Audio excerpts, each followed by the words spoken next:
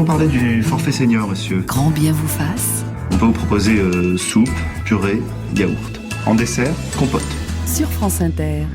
10h21 et nous recevons ce matin le journaliste et écrivain Carl Honoré qui publie La Révolution de la longévité. Je pense que l'agisme est dans les petits détails, même dans le geste. On pourrait prendre le geste le plus bienveillant. Hein. On me donne à m'asseoir dans le bus. Hein.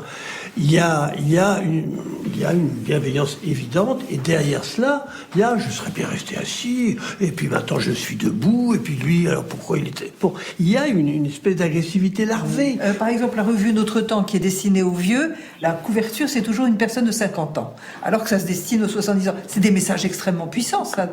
On veut valoriser les vieux en prenant des jeunes à leur place. C'est pas vendable, autrement. Voilà. Mais attendez, là vous affirmez quelque chose, vous êtes sûr? Mais bien sûr.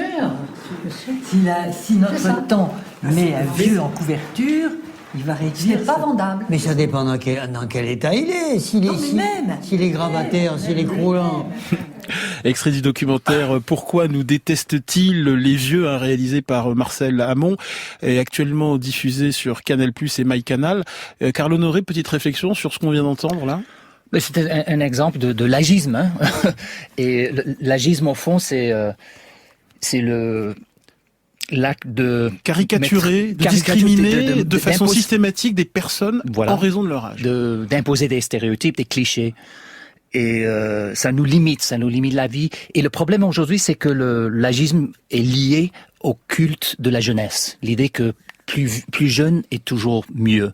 Mais vous-même, quand vous aviez la vingtaine, Carl Honoré, vous étiez horrifié et dégoûté. Vous l'écrivez devant toute personne de plus de 35 ans.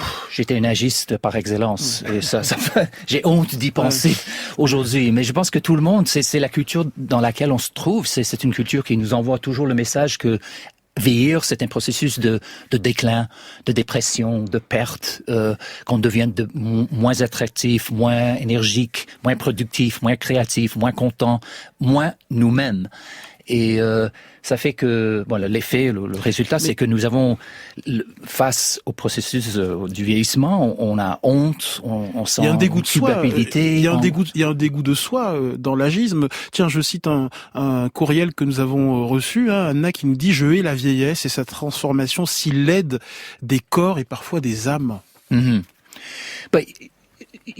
corps change. Il y a des changements dans le corps qui ne vont pas nous plaire. Et ça, je ne suis pas utopique, je suis pas venu ici pour vous dire que tous les aspects du vieillissement sont hyper positifs. Non.